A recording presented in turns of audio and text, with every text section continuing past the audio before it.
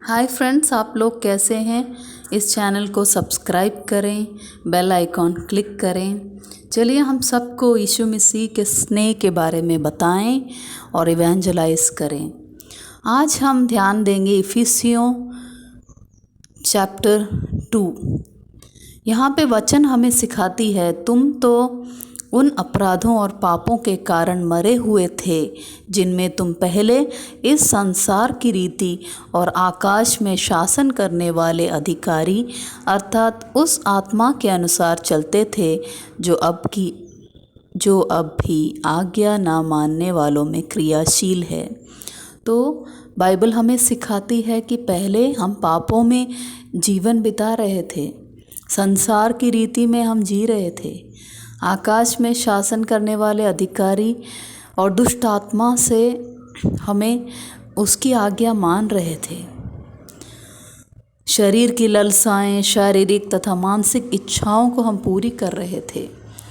वचन 4 कहती है इफिसियों 2:4 में, परंतु परमेश्वर ने जो दया का धनी है अपने उस महान प्रेम के कारण जिससे उसने हमसे प्रेम किया जबकि हम अपने अपराधों के कारण मरे हुए थे, उसने हमें मसीह के साथ जीवित किया। अनुग्रह ही से तुम्हारा उद्धार हुआ है और मसीह यीशु में उसके साथ उठाया और स्वर्गीय स्थानों में बिठाया, जिससे कि आने वाले युगों में वह अपनी उस कृपा से जो मसीह यीशु में हम पर है अपने अनुग्रह का असीम धन दिखाए।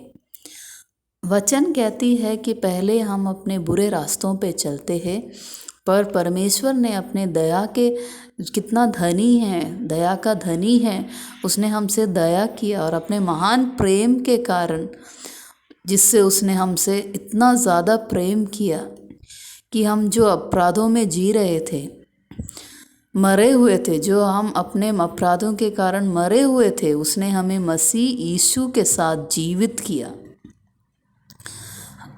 परमेश्वर ने हमसे इतना प्रेम किया। यही यहाँ पे एकदम हमें ध्यान रखना चाहिए। हमारा पुराना जीवन नहीं, प्रभु यीशु हमें एक नया जीवन देने के लिए इस जगत में आए। 8वां वचन कहती है, क्योंकि विश्वास के द्वारा अनुग्रह ही से तुम्हारा उद्धार हुआ है और यह तुम्हारी ओर से नहीं वरन परमेश्वर का दान है, यह कार्यों के कारण नहीं जिससे कि कोई घमंड करे।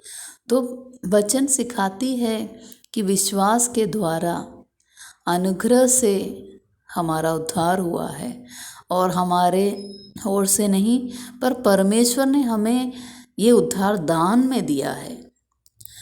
कि कार्यों के जो हम अच्छे कार्य करते हैं, कुछ लोग कहते हैं कि हमारे अच्छे कार्य के कारण प्रभु यीशु ने हमसे प्रेम किया। हम जब पापों में थे तभी प्रभु ने हमसे प्रेम किया, कितना ज़्यादा प्रेम किया। उसने हमें मरो हुओं में से जीवित किया, ताकि वचन यहाँ 9 में कहती है, यह कार्य के कारण नहीं जिससे कि कोई घमंड करे। तो हमें घमंड नहीं करना चाहिए, यही वचन यहाँ सिखाती है, क्योंकि हम उसके हाथ की कारीगरी हैं जो मसीह यीशु में उन भले कार्यों के लिए सृजे हैं जिन्हें परमेश्वर ने प्रारंभ ही से तैयार किया कि हम उन्हें करें। परमेश्वर की हाथ की कारीगरी हैं हम लोग, और मसीह यीशु में भले कार्यों के लिए, गुड डीड्स के लिए प्रभु ने हमें सृजा है, जो परमेश्वर ने प्रारंभ से ही तैयार किया। परमेश्वर के पर्पस के लिए हमें तैयार किया है कि हम उन्हें करें। यही वचन हमें सिखाती है। आगे वचन 13 कहती है, परंतु तुम जो पहले मसीह यीशु से दूर थे अब मसीह के लहू के द्वारा उसमें समीप लाए गए हो। जी मेरे प्रिय मित्रों, हम जो दूर थे प्रभु से, अब मसीह के लहू के विद द जीसस ब्लड हम समीप लाए गए हैं। ध्यान दें कि हम प्रभु यीशु में बने रहें। प्रभु Yeshu, Jesus is our best friend, Jesus is the one who hears our prayers. वचन 16 कहती है, और क्रूस के द्वारा बैर को नाश करके दोनों को एक देह बनाकर परमेश्वर से मेल कराए। उसने आकर तुम्हें जो दूर थे और उन्हें भी जो निकट थे मेल मिलाप का सुसमाचार सुनाया।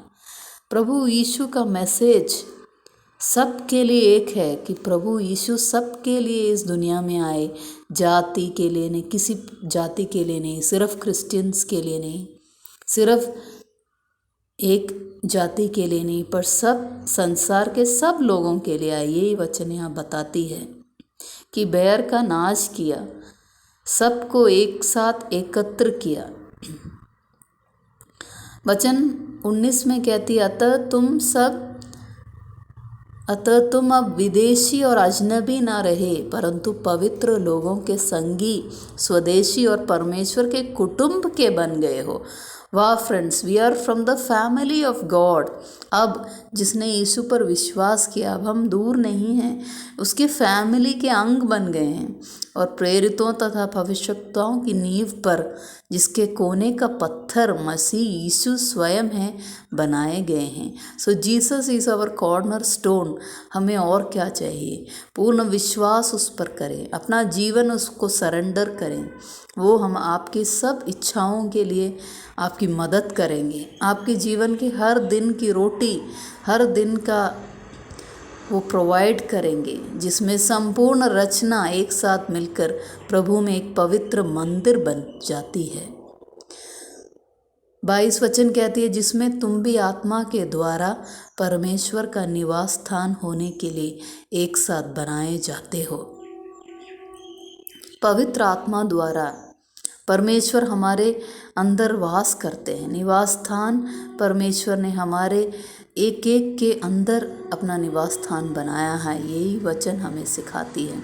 तो हम सब जाति, विभिन्न कल्चर सब एक हैं, पर प्रभु यीशु में ये हम सोचें, दूसरों को सुसमाचार सुनाएं, सबके साथ मेल मिलाप से, प्रेम से रहें। यही वचन हमें सिखाती है। पहला वचन है, प्रभु को पूरे मन से, हृदय से प्रभु की प्रेम करें। और दूसरा, हम अपने दोस्तों, मित्रों से, संसार के सब लोगों से अपने जैसा प्रेम रखें। तो आशा करती हूँ आप सब्सक्राइब करेंगे, इवेंजलाइज करेंगे। चलिए मिलके प्रार्थना